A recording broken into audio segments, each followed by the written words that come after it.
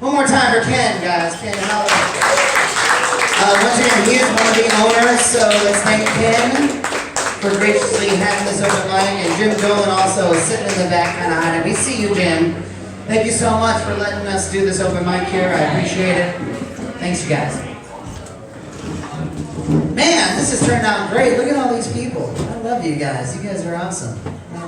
All right, next up, Sympho. Sympho, did I say that right? Woo! Money. Yeah!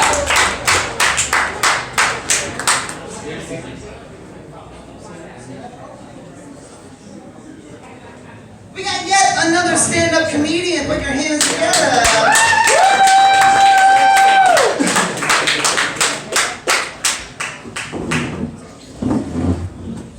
Check. Before I get started with my usual shit, I have two acknowledgements. One goes out to the silver fox in the back corner, giving off strong guilt energy. Can't do the phone, but he probably would bring the orange slices to the soccer game. Second, I was scrolling through Instagram before I was on, being that bad audience member. But I saw Michael Che from Saturday Night Live in whiteface.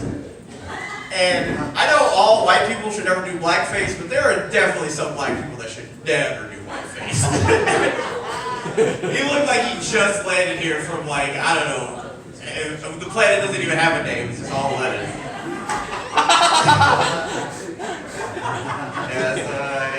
If you don't know me, I'm Sympho, and I do my act with my note card.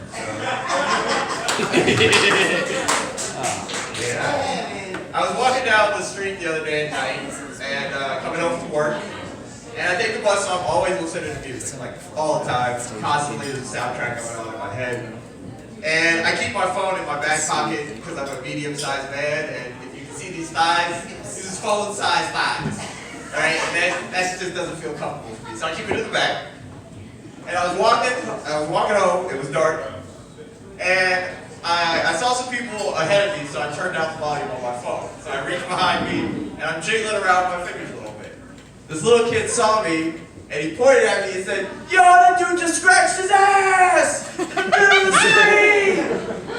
street!" Like loud. And this kid was like 10 years old, so he knew he was making fun of me. Like, he knew he was trying to drag me at like 10 o'clock at night. I'm like, what are you doing awake, first of all? Second of all, I'm not scratching my ass, sir.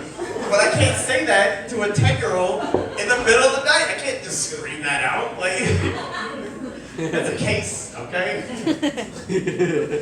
But, like, I'm happy that he didn't know I was African, you know? Because my name is Sympho, like, I'm born in Rwanda, and as a kid, I used to get the insult a lot, you know, African booty scratcher. I'm happy that the black couple do what I do. Thank you. I love you. Stay here, please. At least for the next 8 to 6 minutes. I don't know how long I've been over here.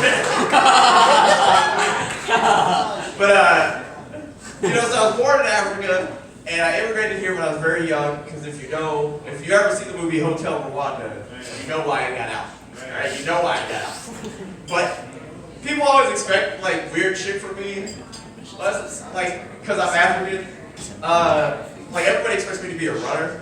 Like I'm just good at just running like all the time.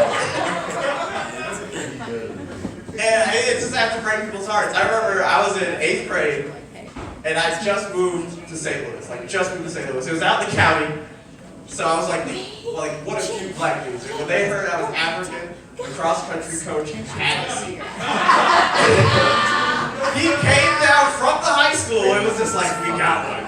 And I could see, when he first, like before we even spoke, I could see he was looking at me like some cartoon characters was looking at another cartoon character and a picture like a hair or like a hot dog or something. That's the way he was looking at me. He was looking at me like Pepe Le Pew. He had those Pepe Le Pew eyes. And so, like we talked for a little bit and he was like, so where are you from? I was like, Rwanda. And he was like, well, how close is that to Kenya? Because I know the Kenya's good. I don't know how the Rwandans stack up to that. And I had to break his heart because, you know, I was in the Marvel Universe before it became a cinematic universe. And I was like, nah, I'm gonna do some nerd shit. I'm not gonna be running for you, white man, okay?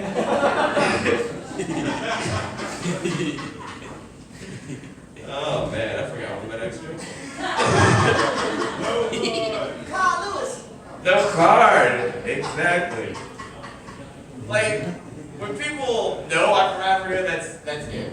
Like, you get 5 different shades of black, and I just happen to clinko into the African category. But I always wanted to be a thug dude.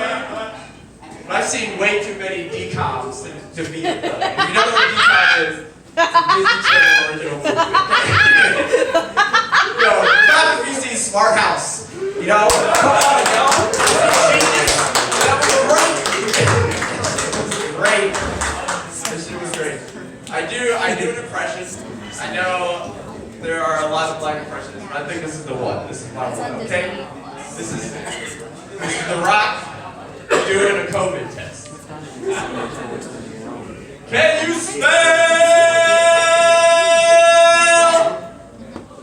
Oh, if you can't, you probably have COVID.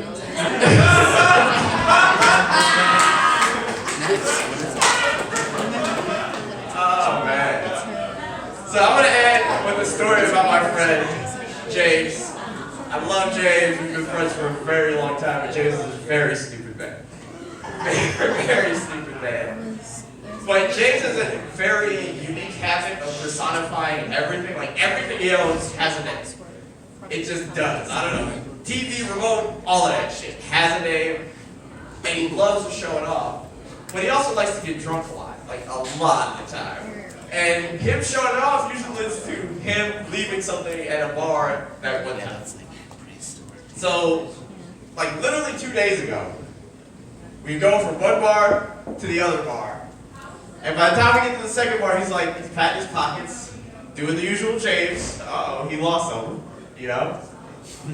And I'm not around him, but I can see him, you know? Like he's just across the room, and I'm talking to some chick because, you know, that's what I'm gonna do.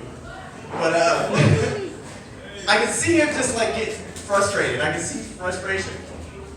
And if you ever know somebody who gets drunk and needs to like yell at everybody about what the fuck they going on, so all I hear from across the bar is, Ricky! Ricky! Where are you? That's what James named his phone, by the way. He had left his phone at the last bar, and he's right doing a Boys in the Hood reference, like right there in the middle of the fucking bar. I was like, what a dumb motherfucker. Anyway, that is my time. Like,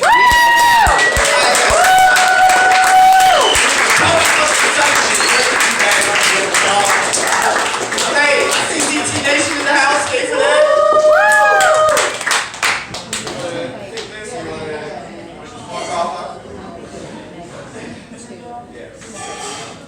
Yeah, put your hands together for Simple, man, right here. Come on, man. I love it. What's up? Let me guess, you're up next? I love it. I love when you guys line the fuck up before I announce you. That way I don't have to be like,